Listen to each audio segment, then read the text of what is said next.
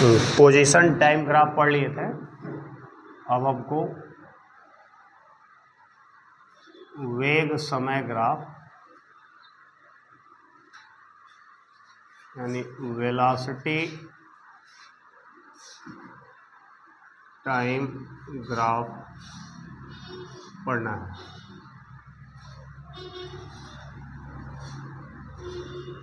ठीक है,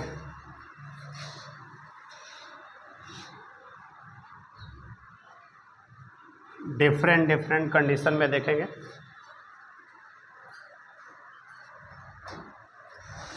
पहले देखेंगे व्हेन वेलोसिटी इज कांस्टेंट, जब वेलोसिटी क्या हो, कांस्टेंट हो, चेंज ना हो रहा हो। ठीक है,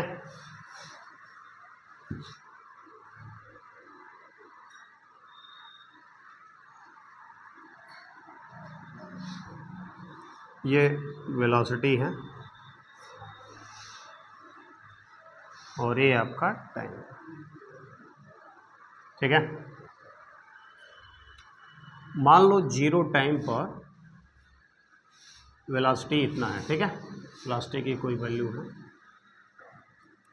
अगर टाइम इंक्रीज होगा तो इसकी वेलोसिटी पर क्या इम्पैक्ट पड़ेगा? वही होगा, टाइम के साथ इसमें कोई वेलोसिटी में कोई वेरिएशन नहीं होगा। यानी ग्राफ कैसा मिलेगा? एक्स एक्सिस के पर। बोलो, बात समझ में आई? एक्स एक्सिस के क्या मिलेगा? पर। ठीक है, ग्राफ कैसा होगा?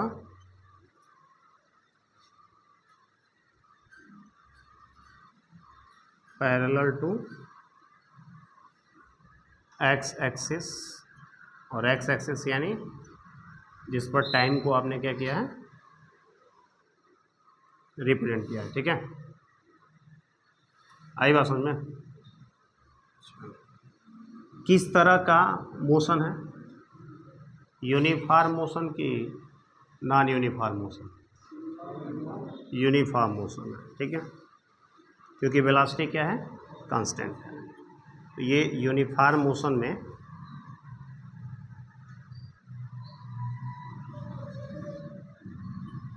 इस तरह का ग्राफ मिलेगा आपको। वेलोसिटी टाइम के बीच जो वीटी ग्राफ होगा वो पैरेलल टू क्या होगा, एक्स एक्सिस होगा। ठीक है, इस ग्राफ को देखकर जरा बताओ ए की वैल्यू क्या होगी?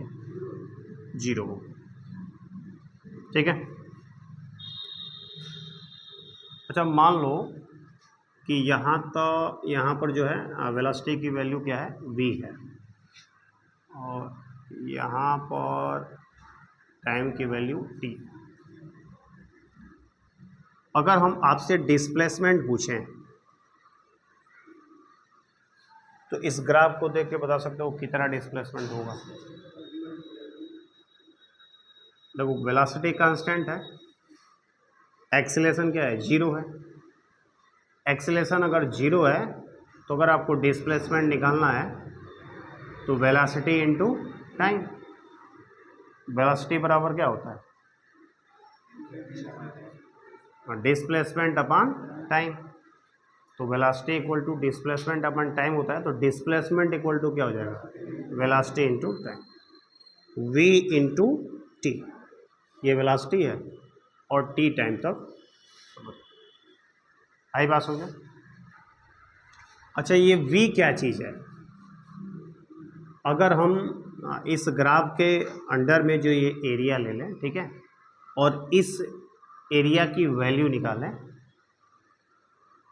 तो ये एक रेक्टेंगल टाइप का है, आयत की तरह है।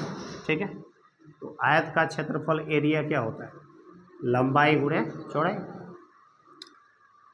तो इसकी लंबाई चौड़ाई क्या है, v and t, v into T. v में t का मल्टीप्लाई करेंगे तो इसका एरिया निकल जाएगा कि नहीं निकल जाएगा? अच्छा, v का t में मल्टीप्लाई कर रहे हैं तो क्या निकल जा रहा है, डिस्प्लेसमेंट निकल जा रहा है। इसका मतलब ये हुआ कि हम कह सकते हैं कि जो डिस्प्लेसमेंट होता है वह एरिया होता है अंडर द VT कर्व। ठीक है, ये जो VT कर्व है, ग्राफ है, इसके नीचे का ये जो एरिया, ठीक है, area under the VT curve, या आपको हो सकता है ग्राफ और एक्स एक्सिस के बीच का जो एरिया है, उस एरिया से हमको क्या पता चलता है? डिस्प्लेसमेंट पता चलता है। बोलो, बात समझ में आ रहा है? आपने पोजीशन टाइम ग्राफ से क्या निकाला था? वेलोसिटी निकाला था, ठीक है ना। यहाँ पर आपको एक चीज़ मिल गया, वेलोसिटी टाइम ग्राफ से हम क्या निकाल सकते हैं? डिस्प्लेसमेंट निकाल सकते हैं। और डिस्प्लेसमेंट कैसे निकाल सकते हैं भाई? कि जो ग्राफ बनेगा उस ग्राफ का एक्स एक्सिस के साथ जो एरिया कवर होता है, ठीक है ना, उसी एरिया को हम क्या बोलेंगे? डिस्प्लेसमेंट। आई बात समझ में? कोई दिक्कत है इसमें? अच्छा, अगर मैं आपसे पूछूं कि ये बताओ, इसमें पॉजिटिव वेलोसिटी है कि निगेटिव वेलोसिटी है? पॉजिटिव है। ऊपर वाई एक्सिस में ऊपर की ओर दिखा रहे हो तो वैल्यू क्या होती है? फर्स्ट में क्या वेलोसिटी निगेटिव भी हो सकता है? हो सकता है। अगर निगेटिव कांस्टेंट वेलोसिटी हो तो ग्राफ कैसा बन जाएगा?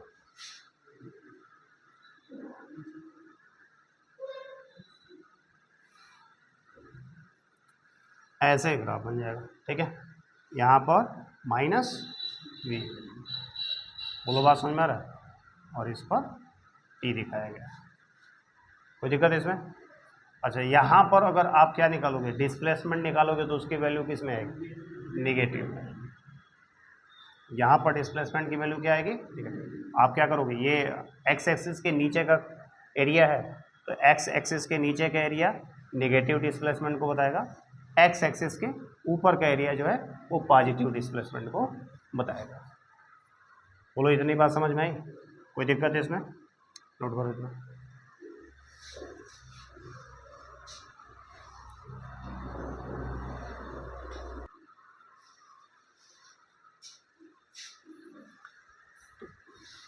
ये तो हो गया कि जब वेलोसिटी क्या हो? कांस्टेंट। या आप ऐसे भी कर सकते हो कि मोशन कैसा हो? यूनिफॉर्म, ठीक है।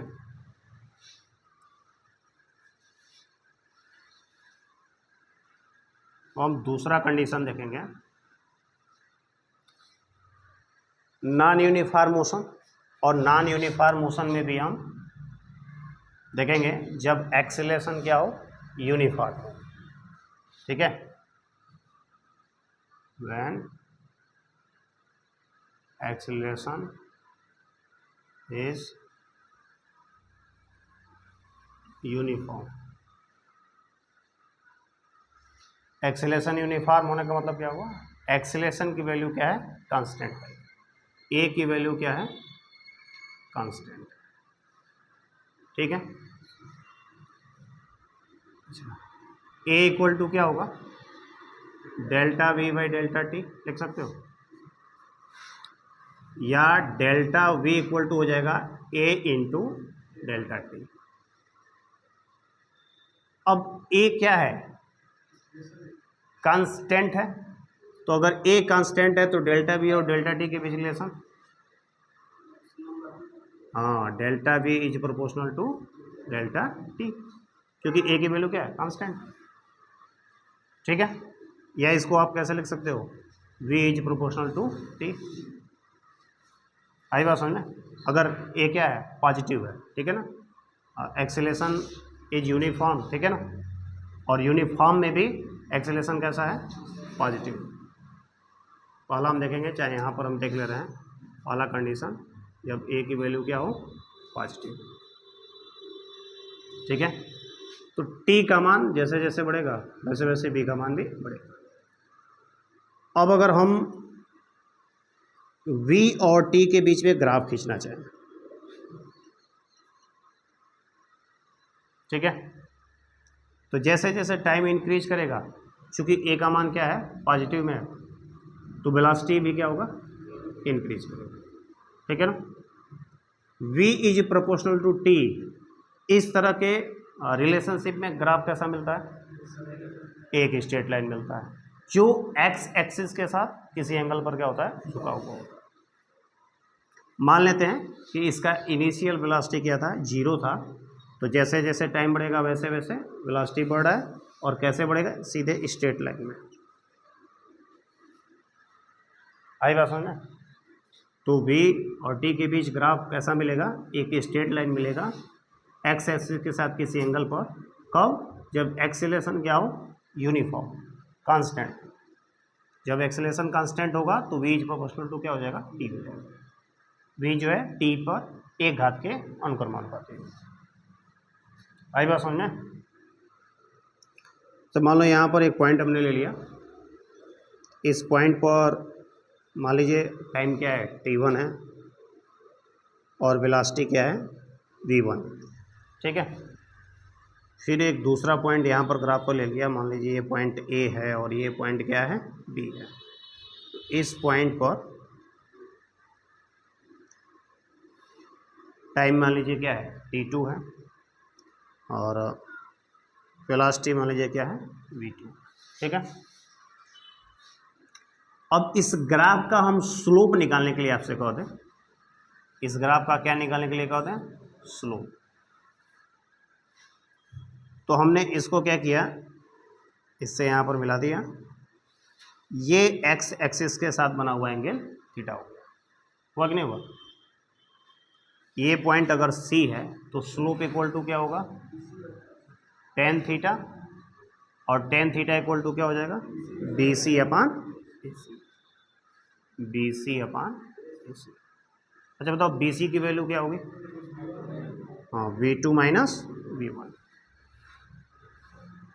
और ए सी की वैल्यू क्या होगी, T2 माइनस T1, ठीक है भाई।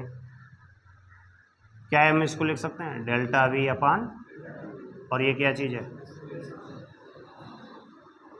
कहने का मतलब क्या है, VT ग्राफ का स्लोप क्या बताता है, एक्सीलरेशन।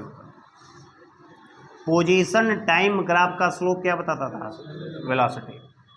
लेकिन वेलोसिटी टाइम ग्राफ का स्लोप क्या बताता है, एक्सीलरेशन। अब देखो इस पूरे ग्राफ में हर एक पॉइंट पर थीटा की वैल्यू क्या है, कांस्टेंट है, तो स्लोप भी क्या होगा, कांस्टेंट होगा, तो एक्सीलरेशन भी क्या होगा, कांस्टेंट होगा, ठीक है। तो VT ग्राफ से आप दो चीज कैलकुलेट कर सकते हो, क्या क्या, एक तो आप डिस्प्लेसमेंट निकाल सकते हो। डिस्प्लेसमेंट कैसे निकलेगा, under the area of under the curve, ठीक है ना, एरिया निकाल के, ठीक है।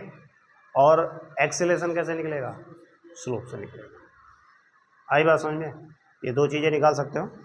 अगर यहाँ से आपसे पूछा जाए कि T1 समय से लेके T2 समय तक कितना डिस्प्लेसमेंट हुआ, T1 समय से लेके T2 समय तक कितना डिस्प्लेसमेंट हुआ, तो आप क्या करोगे, T1 समय से लेके T2 समय तक का ग्राफ क्या है, ये है, और इस ग्राफ के नीचे एक्स एक्सिस के साथ जितना एरिया है, इसी एरिया, यही एरिया क्या हो जाएगा, डिस्प्लेसमेंट हो जाएगा T1 टाइम से लेके T2 टाइम तक। अगर सीधे सीधे कर दे 0 से लेके और पूरे टाइम तक, तो ये पूरा ग्राफ हो गया, ये आपका एक्स एक्सिस हो गया, ठीक है ना, ये एक आपका ट्रायंगल बन गया। इस ट्रायंगल का जो एरिया आएगा वह इस 0 से लेके पूरे टाइम तक का डिस्प्लेसमेंट हो जाएगा। अच्छा इस तरह का डिस्प्लेसमेंट कैसे निकालोगे, ऐसे एरिया कैसे, हाँ ये क्या है, समलंब चतुर्भुज है, ठीक है। तो एरिया क्या होता है इसका, हाँ 1/2 पैरेलल लाइंस का मैग्नीट्यूड का योगफल, ठीक है ना, इनटू इनके बीच का डिस्टेंस। यानी अगर मान लो ए बी सी ये डी है और ये क्या है, ई है, तो a e plus b d into, यहाँ पर ई है और यहाँ पर डी है, तो ई डी ले लो चाहे ए सी ले लो, इन दोनों के बीच का डिस्टेंस, ठीक है। अगर T1 से लेके T2 समय तक का अगर आपको डिस्प्लेसमेंट निकालना हो, कहाँ से लेके, T1 से लेके T2 समय तक का, तो मान लेते हैं कि ये पॉइंट D है और ये पॉइंट क्या है, E, तो एरिया ऑफ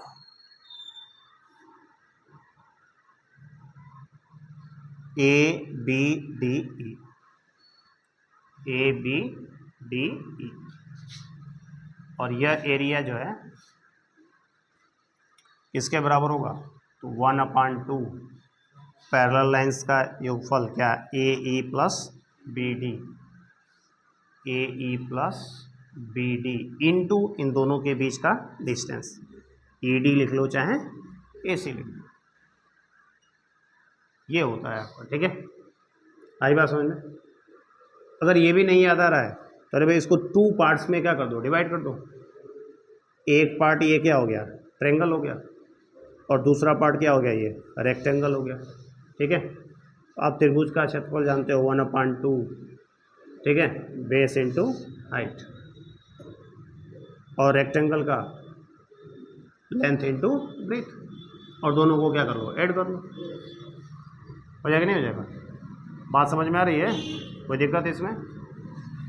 तो एक्सेलेरेशन की वैल्यू कब क्या थी, पॉजिटिव थी। सेकेंड, अच्छा एक और चीज,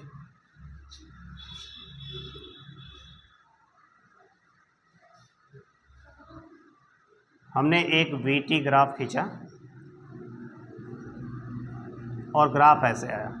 ठीक है, आप जरा सोच के बताओ, क्या यहाँ पर यूनिफॉर्म एक्सेलेरेशन है, एक्सेलेरेशन क्या कांस्टेंट है, हाँ है कि नहीं है, कॉन्फिडेंस के साथ बोलो, है या नहीं है, ठीक है ना। क्यों है भाई, क्योंकि हर एक पॉइंट पर स्लोप क्या है, बराबर है, और स्लोप क्या बताता है, एक्सेलेरेशन बताता है। ठीक है, तो हर एक पॉइंट पर स्लोप क्या है, या ऐसे भी समझ सकते हो कि अभी हमने जाना कि अगर यूनिफॉर्म एक्सेलेरेशन होगा तो वी और टी के बीच ग्राफ कैसा मिलेगा, स्ट्रेट लाइन मिलेगा। तो ये ग्राफ कैसा है, स्ट्रेट लाइन है। ठीक है, तो स्ट्रेट लाइन का मतलब एक्सेलेरेशन क्या हो गया, कांस्टेंट हो गया। हाँ, ये अलग बात है कि यहाँ पर इनिशियल वेलोसिटी क्या है, 0 है, लेकिन यहाँ पर इनिशियल वेलोसिटी 0 नहीं है, यहाँ पर तो कुछ है इनिशियल t=0 पर कुछ ना कुछ वेलोसिटी की वैल्यू है, और वहाँ से स्टार्ट हो रहा है। कोई दिक्कत है इसमें। अच्छा, एक ग्राफ और अगर हम आपको यहाँ पर दें, ये थोड़ा सा नीचे की तरफ है, ये नीचे की तरफ है, ये v है, ये t है, ऐसा ग्राफ है। ठीक है, तो यहाँ पर भी एक्सेलेरेशन क्या है, कांस्टेंट है, एक्सेलेरेशन में कहीं कोई परिवर्तन नहीं हो रहा है। इनिशियल वेलोसिटी ये किधर से स्टार्ट हो रहा है, नेगेटिव वेलोसिटी से स्टार्ट हो रहा है, और कुछ समय बाद ये क्या हो जाएगा, पॉजिटिव वेलोसिटी में चेंज हो जाएगा। ठीक है ना, और पॉजिटिव डायरेक्शन में मोशन हो रहा है, मोशन किधर जा रहा है, पॉजिटिव डायरेक्शन में। मान लो अगर एक्स एक्सिस के नीचे अगर जाने लगता तो वो नेगेटिव डायरेक्शन। इतनी बातें सब क्लियर हो रही हैं, कोई दिक्कत इसमें उसको।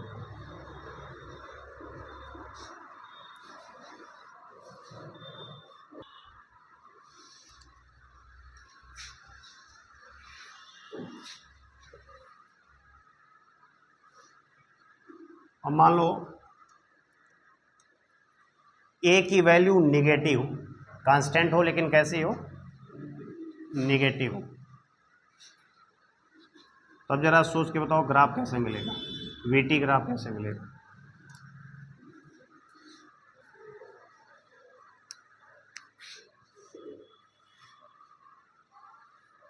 जब ए की वैल्यू क्या हो, निगेटिव हो। यूनिफॉर्म तो आइए है, हम यूनिफॉर्म वाले कंडीशन में ही पढ़ रहे हैं कि ए का मान क्या है, कांस्टेंट है, लेकिन अभी पीछे जो पढ़ा उसमें ए की वैल्यू क्या थी, पॉजिटिव थी। ए की वैल्यू अगर निगेटिव होगा तो ज़रा सोच कर बताओ वी टी ग्राफ कैसे मिलेगा।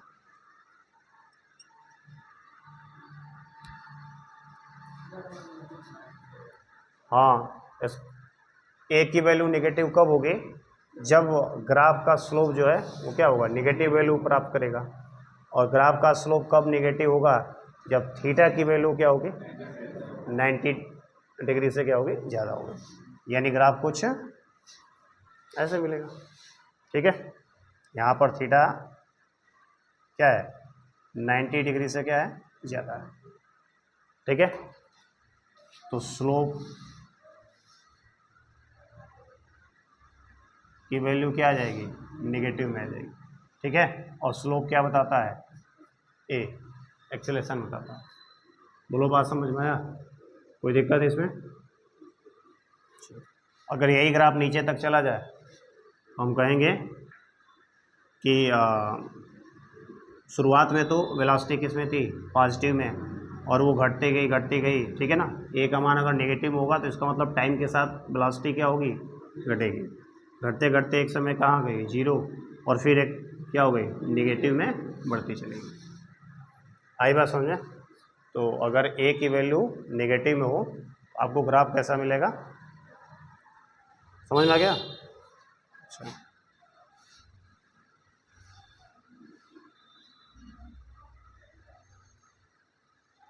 मान लो इनिशियल वेलोसिटी नेगेटिव में है। इनिशियल वेलोसिटी क्या है, नेगेटिव में, ठीक है। तो नेगेटिव में है तो वो पॉइंट कहाँ पर आएगा ज़रा बताओ, इधर कहीं होगा। अच्छा, हम करें एक्सेलेरेशन नेगेटिव है, कांस्टेंट है, तो बताओ यहाँ से ग्राफ किधर जाएगा, हाँ नीचे की ओर जाएगा ना। वह ग्राफ नीचे की ओर ही जाएगा, क्योंकि एक एक्स एक्सिस के साथ बना हुआ एंगल क्या होना चाहिए, 90 डिग्री से ज़्यादा होना चाहिए, ठीक है। तो जब भी ए की वैल्यू किस में आएगी, नेगेटिव में, तो वेलोसिटी क्या होगी, घटती ही जाएगी। वेलोसिटी क्या होगी, घटती ही जाएगी। ए का मान पॉजिटिव में तो वेलोसिटी टाइम के साथ क्या होगा, बढ़ता जाएगा। ए का मान नेगेटिव में तो वेलोसिटी टाइम के साथ क्या हो जाएगा, घटता जाएगा। तो अगर नेगेटिव वेलोसिटी से यहाँ पर क्या हो रहा है, पॉजिटिव वेलोसिटी से तो स्टार्ट हो रहा है, ठीक है। कुछ समय बाद यहाँ पर इतने समय बाद ये जीरो हो जाएगा, और इससे और आगे बढ़े हुए तो क्या हो जाएगा, नेगेटिव में चला जाएगा। यहाँ पर नेगेटिव से ही स्टार्ट हो रहा है और ए का मान क्या है, नेगेटिव है, ठीक है, तो और नेगेटिव होता जाएगा। कोई दिक्कत है इसमें?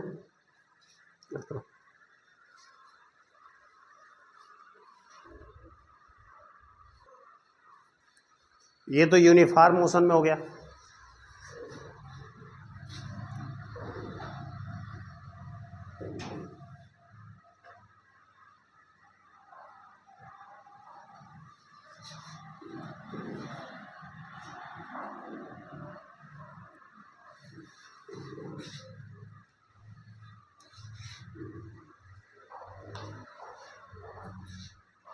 अब आ जाओ when acceleration is non uniform. When acceleration is non uniform,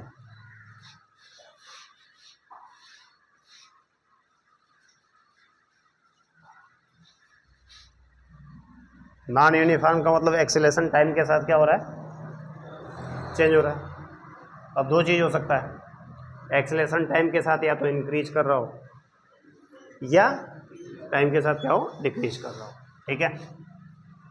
तो पहला देखें कि जब ए increases with time, A time के साथ क्या हो रहा है, बढ़ता जा रहा है।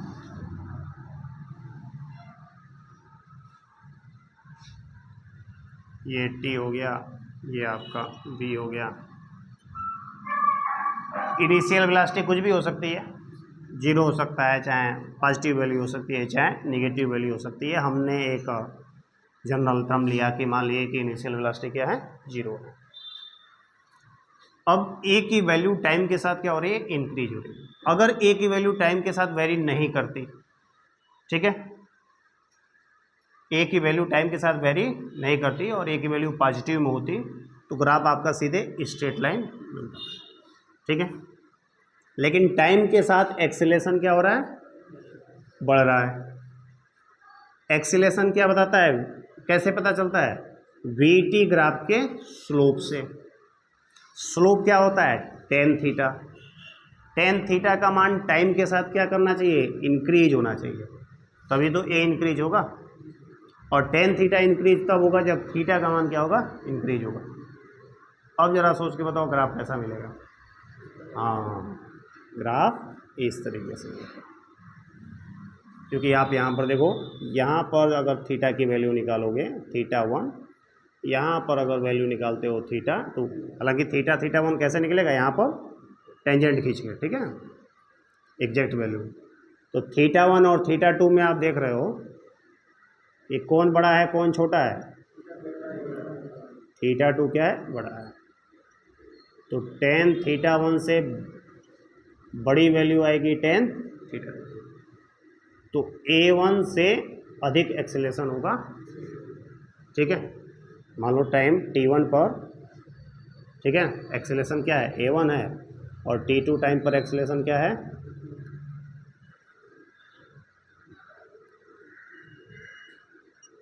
A2 है। तो A1 और A2 में से किसकी वैल्यू ज़्यादा आएगी, A2 की, ठीक है। और यही बात तो लिखा भी गया है कि टाइम के साथ एक्सेलेरेशन क्या हो रहा है, बढ़ रहा है, इंक्रीज कर रहा है, ठीक है।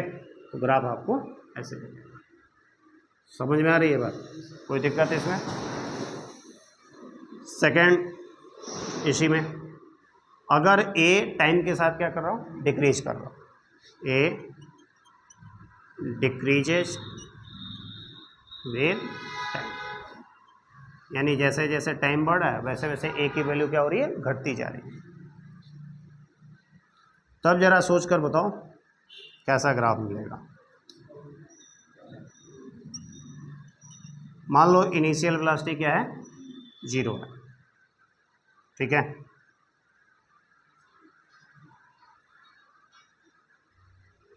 या और ज़्यादा बेहतर तरीके से बता पाओगे, मान लो इनिशियल वेलोसिटी क्या है,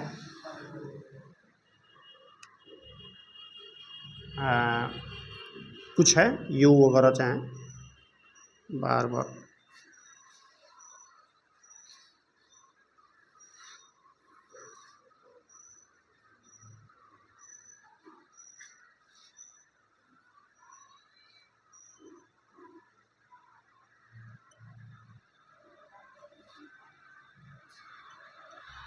पहले आप 0 पर ही देखो, ठीक है। इनिशियल वेलोसिटी क्या है, 0 है। A का मान टाइम के साथ क्या हो रहा है, डिक्रीज हो रहा है, ठीक है। A की वैल्यू पॉजिटिव में है, A की वैल्यू किस में है, पॉजिटिव में है। पहला कंडीशन देखेंगे, A की वैल्यू किस में है, पॉजिटिव में, ठीक है। A की वैल्यू किस में है, पॉजिटिव में। डिक्रीज कर रहा है, तो डिक्रीज कर रहा है तो ऐसा नहीं है कि तुरंत ही क्या हो जाएगा, 0 हो जाएगा या नेगेटिव में चला जाएगा। A का मान लो 10 मीटर पर सेकंड स्क्वायर है, कुछ समय बाद 4 मीटर पर सेकंड स्क्वायर हो गया, कुछ समय बाद 1 मीटर पर सेकंड स्क्वायर हो गया, ठीक है। तो इन सभी कंडीशन में A की वैल्यू क्या है, पॉजिटिव है। अच्छा, A की वैल्यू जब तक पॉजिटिव रहेगी तब तक वेलोसिटी क्या होगा, पॉजिटिव होगा, बढ़ता रहेगा।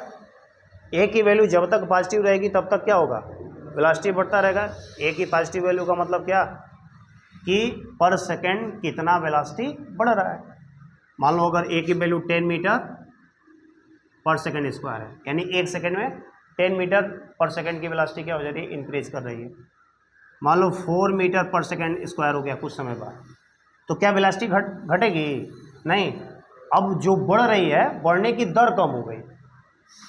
क्या हुआ, एक्सीलरेशन जब कम हुआ तो क्या हो गया, वेलोसिटी जिस रेट से इंक्रीज कर रही थी वो रेट कम हो गया। पहले 1 सेकंड में 10 मीटर पर सेकंड बढ़ जा रहा था, अब 1 सेकंड में कितना मीटर बढ़ रहा है, कितना मीटर पर सेकंड, 4 मीटर पर सेकंड बढ़ रहा है, लेकिन बढ़ रहा है, ठीक है। मान लो एक्सेलेरेशन आ गया 3 मीटर पर सेकंड स्क्वायर, और टाइम बढ़ा, एक्सेलेरेशन घटते घटते कितना गया, 3 मीटर पर सेकंड स्क्वायर। तो क्या वेलोसिटी घट गया, वेलोसिटी घटा नहीं, वेलोसिटी के बढ़ने की दर घटी है। शुरू शुरू में 1 सेकंड में 10 मीटर पर सेकंड की वेलोसिटी बढ़ जा रही थी, समय बढ़ता गया, 1 सेकंड में अब 4 मीटर पर सेकंड की वेलोसिटी बढ़ रही है, अब 1 सेकंड में 3 मीटर पर सेकंड की वेलोसिटी क्या हो रही है, बढ़ रही है, ठीक है। लेकिन वेलोसिटी क्या हो रही है, बढ़ रही है। बोलो बात समझ में, ए जब तक पॉजिटिव में रहेगा तब तक वेलोसिटी क्या होगा, बढ़ेगा। ए का मान जो ही नेगेटिव में आ जाएगा वेलोसिटी क्या होगा, घटने लगेगा। कंडीशन हमने लिया कि ए का मान किस में है, पॉजिटिव में ही है, घट रहा है ठीक है, लेकिन किस में है, पॉजिटिव में है। तो अगर पॉजिटिव में है, ठीक है, तो वेलोसिटी हमेशा 0 से क्या होगी, बढ़ेगी, बढ़ेगी, लेकिन टाइम के साथ साथ एक्सीलरेशन क्या होगा, घटेगा। एक्सीलरेशन कैसे पता चलेगा भाई, तो टेन थीटा से। टेन थीटा का मान घटना चाहिए टाइम के साथ, यानी थीटा का मान टाइम के साथ क्या होना चाहिए, घटना चाहिए। तो ग्राफ कैसा बनेगा, हाँ ऐसे ग्राफ बन जाएगा, ठीक है। इस तरीके का ग्राफ बनेगा। यहाँ पर देखो θ1 और यहाँ पर देखो θ2। θ1 बड़ा है कि θ2? θ1 बड़ा है, और θ2 देखो टाइम जैसे जैसे बढ़ा वैसे वैसे थीटा क्या हो गया, घटता गया, और थीटा की वैल्यू घटेगी तो टेन थीटा की वैल्यू घटेगी, और टेन थीटा की वैल्यू घटेगी तो एक्सीलेशन की वैल्यू घटेगी। इतनी बात समझ में आई? कोई दिक्कत? अच्छा, अगर ए का मान नेगेटिव होता, अगर ए का मान क्या होता, नेगेटिव होता, ठीक है, और जीरो से स्टार्ट होता, जीरो से क्या होता, स्टार्ट होता, ठीक है, तो ए का मान नेगेटिव होने का मतलब वेलोसिटी क्या हो रही है, घट रही है। टाइम के साथ वेलोसिटी क्या हो रही है, घट रही है। अब टाइम के साथ वेलोसिटी घट रही है तो जीरो से कुछ सेकंड बाद वेलोसिटी क्या हो जाएगा, माइनस में चला जाएगा, कुछ सेकंड और बाद क्या हो जाएगा, और माइनस में चला जाएगा, यानी ग्राफ जो है नीचे की तरफ आएगा, ठीक है, ग्राफ क्या होगा, नीचे की तरफ आएगा। अब इस ग्राफ का स्लोप बताओ कैसा होगा,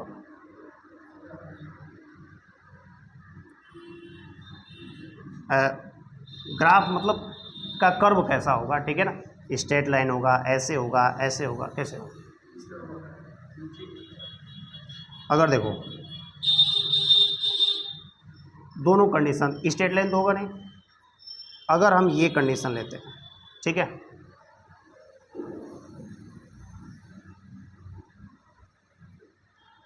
तो यहाँ पर अगर थीटा की वैल्यू देखोगे तो यहाँ पर हमने क्या किया, एक टेंजेंट खींच दिया, और ये हो गया एक्स एक्सिस के साथ बना हुआ है, ठीक है।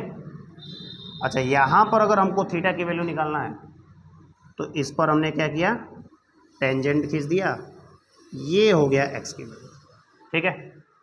यहाँ पर थीटा ज़्यादा है कि यहाँ पर, यहाँ पर। अच्छा, इनमें से इसके लिए टेन थीटा की वैल्यू ज़्यादा है कि किसके लिए, ये मान लो φ1 है और ये मान लो क्या है, φ2 है, तो टेन φ1 की वैल्यू ज़्यादा आएगी कि टेन φ2 की? हाँ, सोच के बताओ। ये φ1 φ2 90 डिग्री से क्या है, अधिक है, तो टेन φ1 की वैल्यू निगेटिव में आएगी, टेन φ2 की वैल्यू भी क्या आएगी, निगेटिव में आएगी, ठीक है। 90 डिग्री के बाद, 90 डिग्री के बाद टेन थीटा में वेरिएशन कैसे होता है? मान लो अगर हम आपसे पूछें टेन 120 डिग्री की वैल्यू, तो टेन 120 डिग्री की वैल्यू क्या लिख सकते हो, टेन 90 प्लस 30 लिख सकते हो। अच्छा, इसको क्या बोल दोगे, माइनस, और माइनस का 30 की वैल्यू अंडर रूट। अब अगर हम आपसे कहें टेन 150 डिग्री, तो ये हो जाएगा टेन 90 प्लस 60 इक्वल टू क्या हो जाएगा, माइनस का 60 माइनस क्या हो जाएगा, 1/√3। अच्छा, ये वैल्यू बड़ी है कि ये वैल्यू, -1/√3 क्या है, बड़ा, ठीक है, क्योंकि देखो √3 की वैल्यू बड़ी है, न्यूमेरिकल वैल्यू, लेकिन ये नेगेटिव में है। ये 1/√3 न्यूमेरिकल वैल्यू क्या है, छोटी है, नेगेटिव में है। तो नेगेटिव में न्यूमेरिकल वैल्यू अगर छोटी होगी तो वो बड़ा होगा, और अगर नेगेटिव में न्यूमेरिकल वैल्यू क्या होगी, बड़ी होगी, तो वो क्या हो जाएगा, छोटा हो जाएगा। बोलो, बात समझ में आ रहा? तो 120 डिग्री से 150 डिग्री पहुंच रहे हैं तो टेन थीटा की वैल्यू क्या हो रही है, हो रहा है ना। अब देखो इस टाइम पर टेन φ1 है और इस टाइम पर टेन φ2 है, टाइम बढ़ने पर एक्सीलेशन क्या हो गया, बढ़ रहा है, लेकिन हमने तो ये लिया है ना कि ए डिक्रीज कर रहा है टाइम के साथ। अब बताओ कैसा ग्राफ मिलेगा, हाँ, ये ग्राफ कैसा मिलेगा, ऐसे मिलेगा। बोलो, बात समझ में आया? ये कम होगा जब ए की वैल्यू क्या हो, नेगेटिव में हो, तब आपको इस तरह का ग्राफ मिलेगा। ये किसके लिए है, जब ए की वैल्यू क्या हो, पॉजिटिव में हो, और ये किसके लिए, ए की वैल्यू क्या हो, नेगेटिव। ठीक है, तो ए की वैल्यू नेगेटिव में है, ए की वैल्यू डिक्रीज करनी चाहिए टाइम के साथ। ठीक है, तो यहाँ पर अगर एक एंगल खींचोगे, ठीक है, तो क्या आ गया, tan θ1 आ गया। यहाँ पर खींचोगे तो क्या आ गया, tan θ2 आ गया। तो समय के साथ साथ, सॉरी, यहाँ पे खींचोगे तो ऐसे आया, यहाँ पे खींचोगे तो ऐसे आया, तो थीटा की वैल्यू क्या होगी, घटेगी। और थीटा की वैल्यू जब घटेगी तो एक्सीलेशन क्या हो रहा है, घट रहा है। एक्सीलेशन क्या हो रहा है, घट रहा है, डिक्रीजेज विथ। क्लियर हुआ, कोई दिक्कत है इसमें? अच्छा, एक चीज़ और देखो,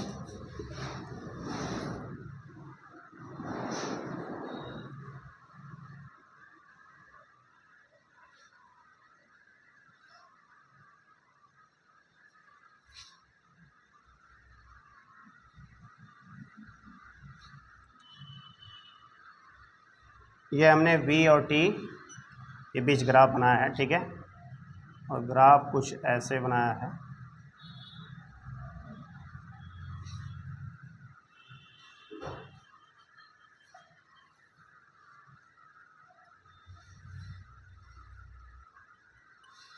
ये आपका t है, ठीक है, और ये आपका क्या है, b।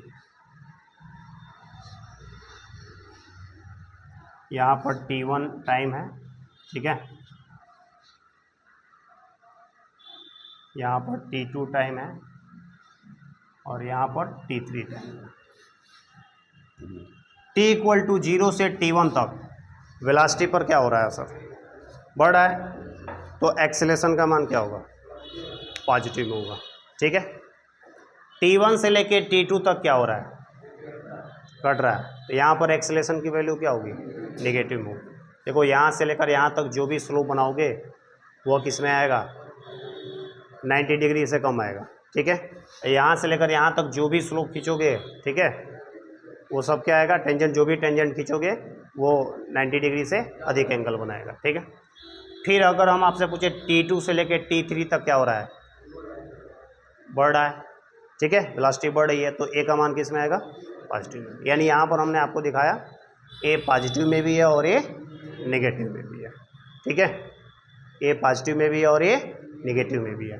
यहाँ पर 0 से लेकर t1 तक a की वैल्यू किस में आ रही है, पॉजिटिव में, t1 से लेकर t2 तक, t2 से लेकर t3 तक, फिर वेलोसिटी इंक्रीज कर रहा है, पॉजिटिव में आ गया। अच्छा, ट्रिगोनोमेट्रिक में बताओ, किस ट्रिगोनोमेट्रिक रेशियो का, किसी का बताओ कि जिसका ट्रिगोनोमेट्रिक रेशियो का ग्राफ ऐसा बनता है, साइन थीटा का, साइन 0 अंश का मान। अच्छा, एक सर्किल जो है पूरा होने में, ठीक है ना, कहाँ तक हम मानेंगे कि एक कंप्लीट सर्किल हो गया, यहाँ से स्टार्ट कर रहे हैं, ठीक है ना, एक सर्कल कंप्लीट हो गया, 1 राउंड कंप्लीट हो गया, कहाँ तक, यहाँ पर ना। तो देखो, ये 0 डिग्री, ये 90 डिग्री, ये 180 डिग्री, ये 270 डिग्री, और ये 360 डिग्री। ठीक है ना, तो देखो, साइन 0 डिग्री की वैल्यू, साइन 90 डिग्री की वैल्यू, साइन 180 डिग्री की वैल्यू 0। ठीक है, साइन 270 डिग्री की वैल्यू -1, साइन 360 डिग्री की वैल्यू 0। तो साइन की वैल्यू क्या होती है, 0 से लेके 90 डिग्री तक बढ़ती है, 0 से लेके 90 डिग्री तक बढ़ती है, फिर 90 डिग्री से 270 डिग्री तक क्या होती है, घटती है, फिर 270 डिग्री से आप चले जाएंगे 450 डिग्री तक। ठीक है, तो बढ़ती जाएगी, पहले 0 से लेकर 90 तक, उसके बाद 180 का डिफरेंस आएगा। ठीक है ना, 0 से लेकर 90 तक क्या हो रहा है, बढ़ रहा है। अब यहाँ से 180 डिग्री तक घटेगा, फिर आगे 180 डिग्री तक बढ़ेगा, फिर आगे 180 डिग्री तक घटेगा। ठीक है, तो ये साइन थीटा का कर्व है, जिसमें मैक्सिमम वैल्यू +1, मिनिमम वैल्यू -1 होती है। क्लियर हुआ? उसी तरह का ये ग्राफ है, ठीक है। तो इस ग्राफ से हमें क्या पता चल रहा है कि एक्सीलेशन क्या हो रहा है, घट भी रहा है, बढ़ भी रहा है, पॉजिटिव में भी है, निगेटिव में भी है, ठीक है ना। तो इसमें आप ये भी कर सकते हो। अच्छा, यहाँ से लेकर यहाँ तक अगर आपसे पूछे टोटल डिस्प्लेसमेंट बताओ, बताओ, और कोई बता सकता है? यहाँ से लेकर यहाँ तक डिस्प्लेसमेंट,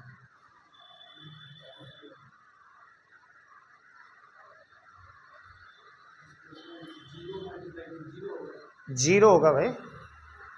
अरे ऐसे देखो ना, ये कर्व है, इसके द्वारा घेरा गया एरिया, फिर ये कर्व है, इसके द्वारा घेरा गया एरिया, ये एरिया दोनों बराबर आएगा, लेकिन ये और ये जोड़ोगे तो क्या आ जाएगा, जीरो। डिस्प्लेसमेंट क्या हो गया, जीरो। आई बात समझ में? डिस्प्लेसमेंट कैसे निकाला जाएगा? उस कर्व और एक्स एक्सिस के बीच जो घेरा गया एरिया है, अगर वो एरिया एक्स एक्सिस के क्या होगा, ऊपर होगा, अबव होगा, तो पॉजिटिव में। अगर वो एरिया एक्स एक्सिस के नीचे होगा तो नेगेटिव में। ये एरिया दोनों बराबर होंगे, लेकिन ये पॉजिटिव में और ये नेगेटिव में। तो यहाँ से लेकर यहाँ तक टोटल डिस्प्लेसमेंट क्या आएगा, जीरो आएगा। कोई दिक्कत इसमें? ठीक है। तो ये आपका क्या हो गया, वेलोसिटी टाइम ग्राफ हो गया, ठीक है।